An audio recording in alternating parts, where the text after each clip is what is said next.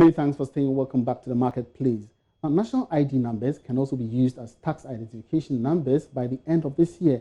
Vice President Dr. Mahamudu Bawumia disclosed this at a formal program to rebrand Barclays Ghana as ABSA.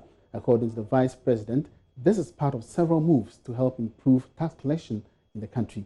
The Vice President also thanked ABSA Bank for their role in supporting the economy, especially when it comes to SME funding.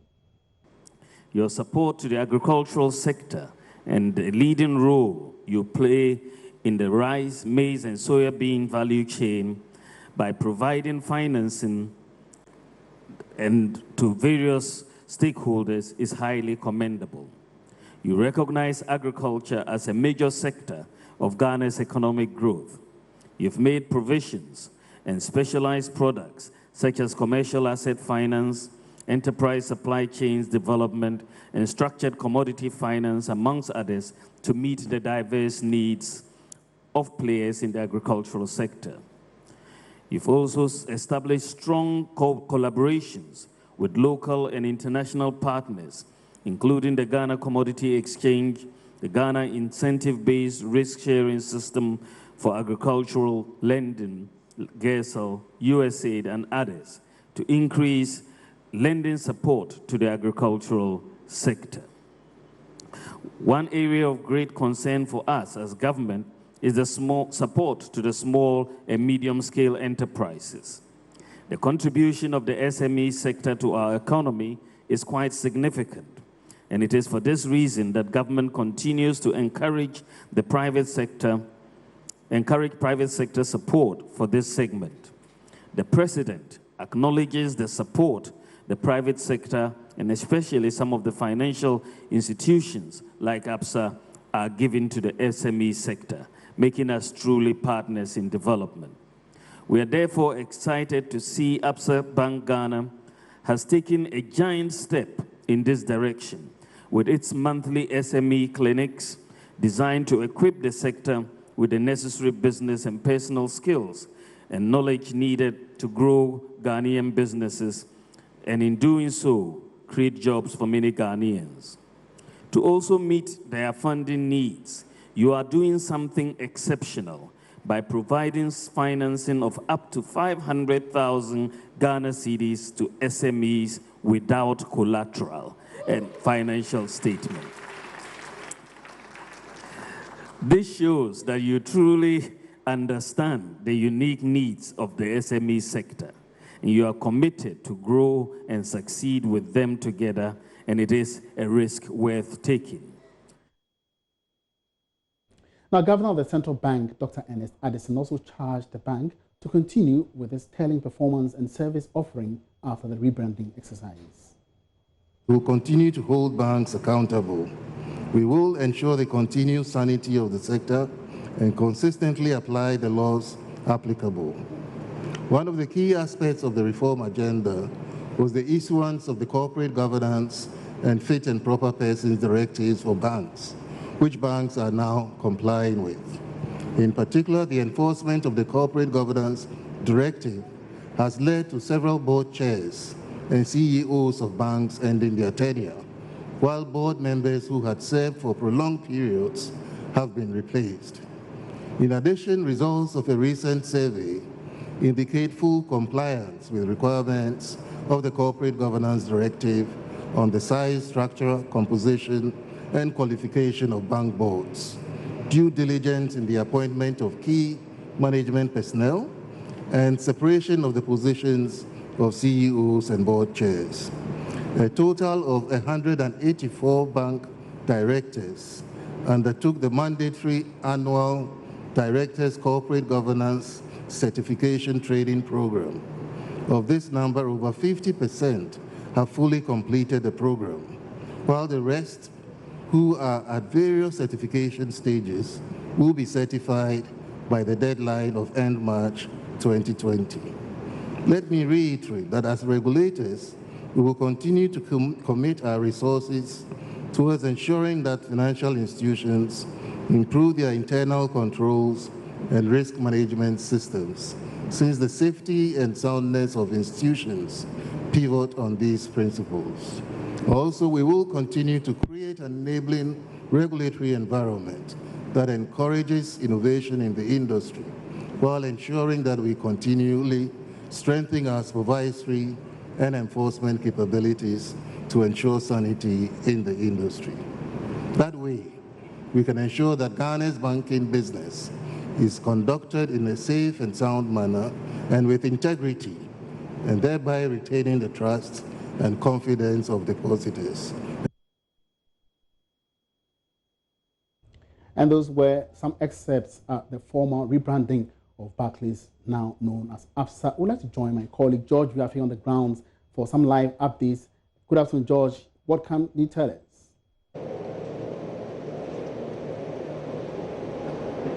Well, good afternoon, Viafi. And a while ago, the program to actually officially launch ABSA in Ghana here, from Barclays Bank Ghana to ABSA, was done. As you heard earlier on, the Vice President spoke, the Governor spoke. We had the Group Chief Executive of ABSA also speaking, talking about what should we expect in terms of brand offering and what we should be looking forward to. So the bank has actually promised that they'll be expecting a lot more new things in terms of localized service offering, in terms of products that we should be looking forward to.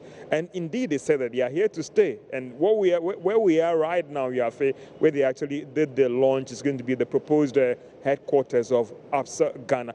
I have with me here Cyril Nah. He is the head of marketing and communications at ABSA Ghana. And I'm going to ask him that, listen, a lot of people have asked, so what is next for ABSA Ghana now that they have actually officially launched? Cyril, thank you so much and welcome to Marketplace. My first question is that, so what should we expect now that this rebranding is completed in terms of this launch?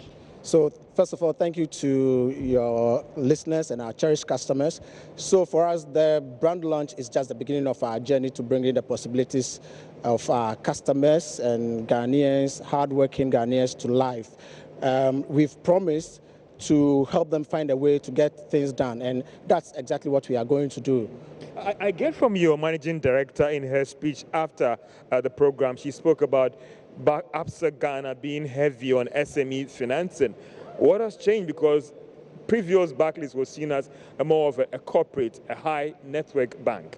So George, let me just say, we've just stepped out of our comfort zone and embraced new ideas, and that's what you're seeing in the innovation that we are bringing into the SME space. As you heard, we are the only bank, or we give up to 500,000 without collateral and financials, and we give even up to $1 million with financials, but without collateral. So it's a big thing, and we recognize the importance of growing our SMEs to also become multinationals that can help create jobs and help grow our economies. And so that's why we keep doing all this. We also run our monthly seminars, which is also an opportunity for us to groom them, not only on financial issues, but basic things such as even succession planning and all that, just to make sure that our SMEs are growing. They are not only being SMEs forever, but they are growing also into multinationals that we can all be proud of. I still engage your officials, your MD and directors, and I get the understanding that this is just step one of the whole process. I thought that this launch should rather close the chapter. No, we can't close the chapter here. There is more to come. So all I want to say is that our customers and Ghanaians will really watch this space. We are really going to hit the market with revolutionary products, innovative products that would help them bring their possibilities to life. So that was Cyril Nah. He is head of marketing and communications at ABSA Ghana here. And the group chief executive also in his speech actually highlighted the strong investor confidence in Ghana. And he said that was testament in terms of the recent Eurobond that actually was subscribed by 4 times. And he promised that they are here to stay, and whatever support that they're going to give to the local branch or the local bank in Ghana here to grow, they are actually going to do that. The bank, the managing director bank that Abner Seyofre also talked about the fact that they are committed to doing business here in Ghana and expect more from them in terms of what they are going to offer to you as a client. It don't be any significant change in terms of what they've been offering to us over the past years, but expect more in terms of product offering and all the rest. So these are some of the things that came up here at the launch of Barclays Bank Ghana previously, and now ABSA Bank Ghana.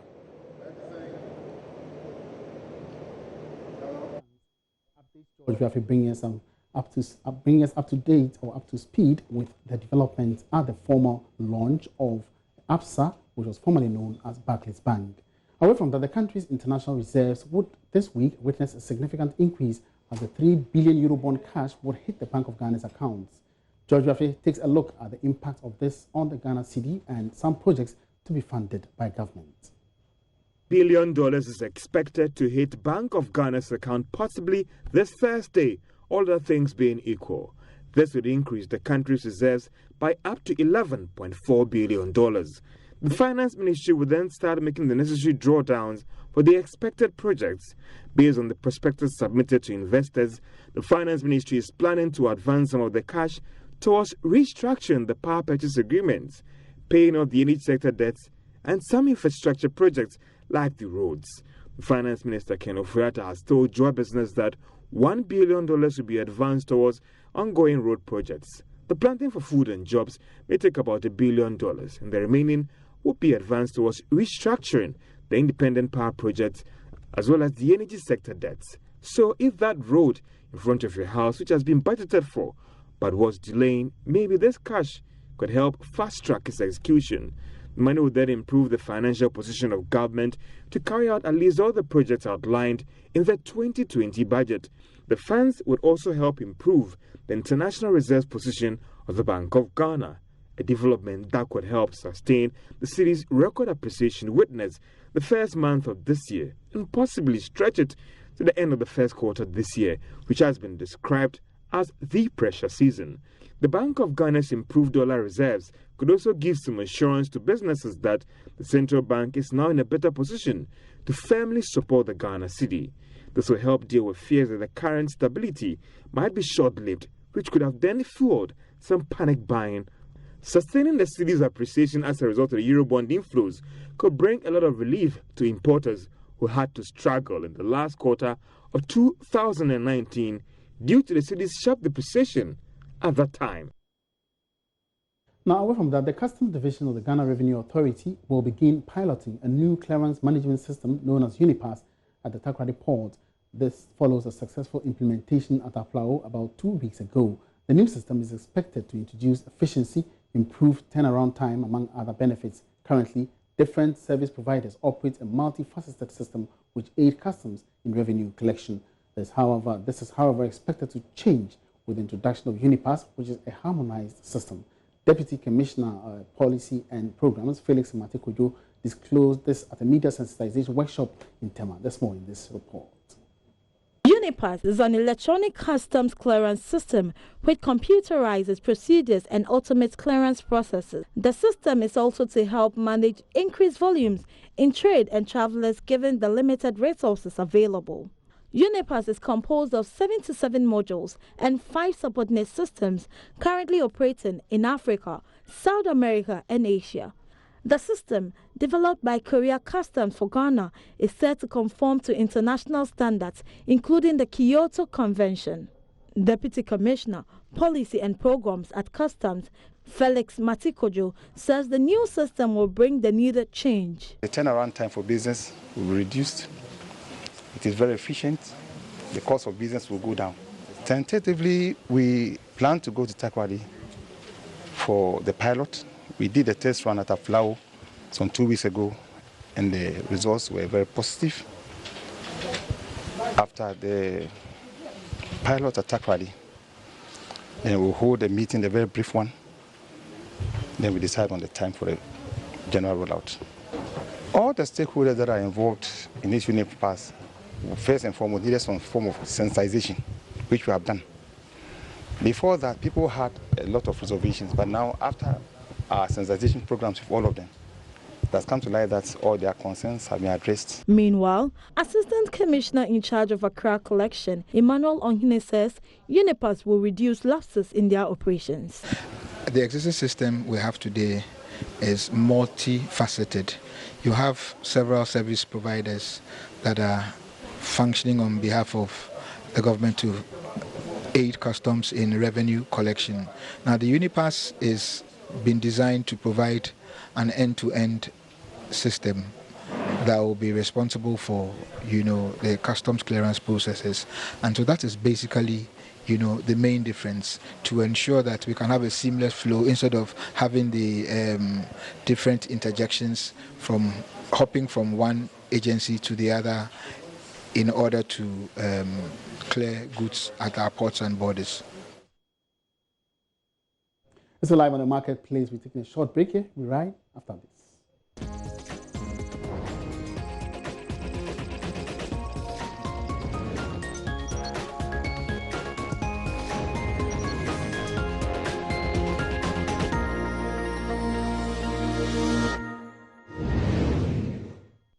Welcome back to the marketplace. Now, there are some reports indicating Tullow Oil plans to cut its Ghana staff by 25%. Sources say the situation is due to weak output in Ghana's offshore fields.